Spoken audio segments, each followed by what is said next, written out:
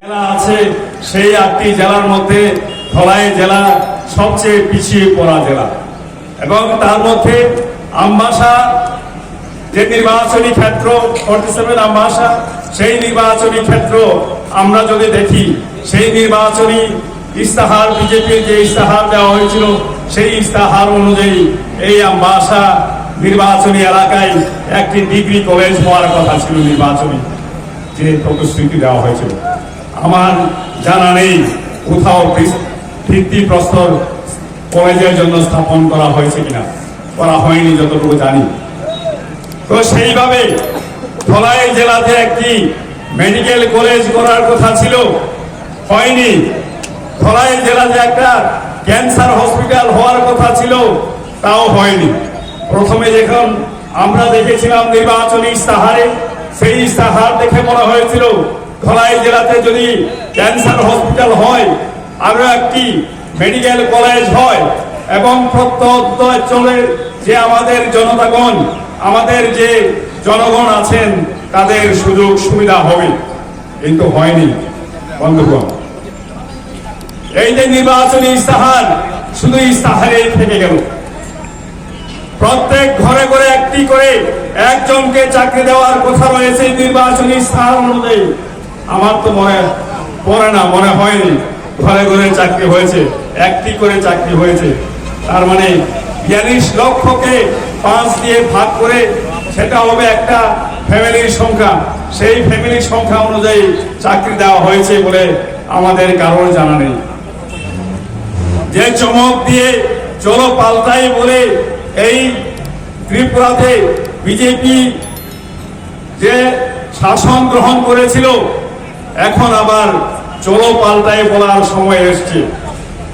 এইবারে আপনারা যখন দেখেছেন বিভিন্ন জায়গায় মাননীয় প্রধানমন্ত্রী, বরমুরাতে এখনো হয়নি, তারপরে বলছে এটা সম্পন্ন হয়ে গেছে। মিথ্যা কথা কওয়ারও একটা তার সীমা থাকে, সীমিত হওয়া উচিত, কিন্তু তাদের মিথ্যা কথা বলার কোনো সীমা নেই। আকাশ ছোঁয়া কথাবার্তা বলে থাকে।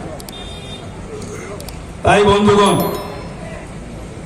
আমরা যে নির্বাচনী প্রতিশ্রুতি দিয়েছি, সেই নির্বাচনী প্রতিশ্রুতিতে আমরা বলেছি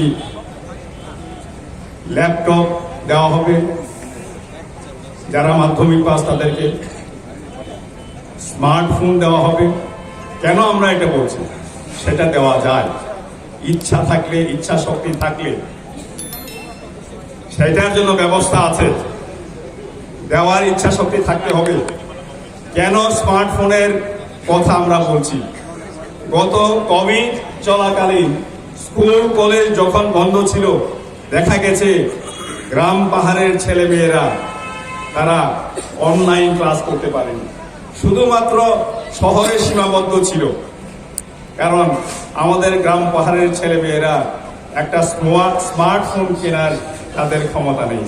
এই কারণে সেটাকে আমরা আমাদের নির্বাচনী প্রতিশ্রুতি হিসেবে আমরা দিয়েছি। সবচেয়ে শান্তিপ্রিয় জায়গা হচ্ছে এডিসি এলাকা, সবচেয়ে শান্তিপ্রিয়, সবচেয়ে জায়গা হচ্ছে এডিসি এলাকা। আর এই যারা বলছে যে প্রমতা কমিলে ক্ষমতা আছে, বাঙালিরা এডিসি থাকতে পারবে না, তারা ভয় দেখাচ্ছে।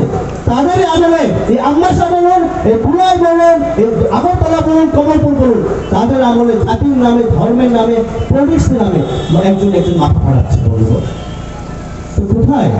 আমরা কি প্র্যাকটিক্যাল করে দেখাচ্ছি, আমরা প্র্যাকটিক্যাল করে দেখাচ্ছি। তারা করছে কি জুমলাবাজ, জুমলাবাজ, জুমলাবাজ, আর আমরা প্র্যাকটিক্যাল করে দেখাচ্ছি। এটা সত্য কথা। আজকে যারা বলে যে এডিসিতে উন্নতি হয় না, এডিসিতে কাজ হয় না, আরে আপনাকে বলতে চাই, আজকাল আপনারা বলুন তো, আজকাল একটা পরিবার চলতে গেলে কম হলেও 20 থেকে 25 হাজার টাকা ইনকাম দরকার।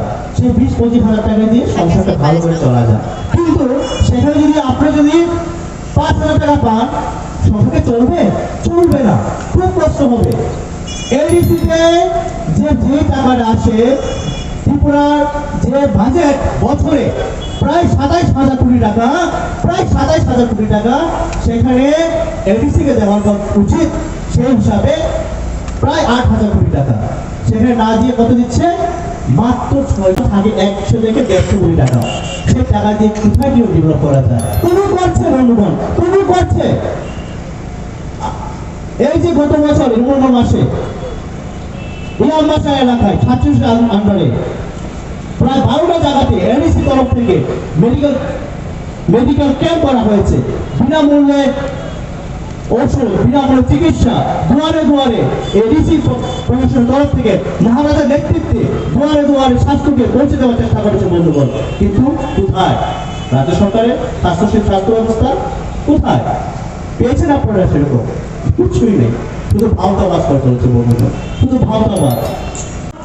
আসছে ত্রিপুরা, ত্রিপুরা, ত্রিপুরা, ত্রিপুরা ইজ কামিং। আজকে এই বাজার সভার মাধ্যমে আমি এটাই বলবো, ত্রিপুরা ইজ কামিং। ত্রিপুরা মথা, এটা আপনাদের আমাদের পার্টি, লোকের পার্টি, আপনাদের সুখে দুঃখে থাকবে এই পার্টি। দিল্লি থেকে,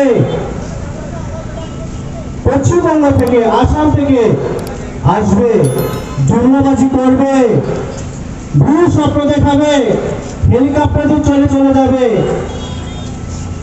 এরপর 5টা বছর ভুগবেন আপনারা, আমরা তাদের সাধারণ মানুষ।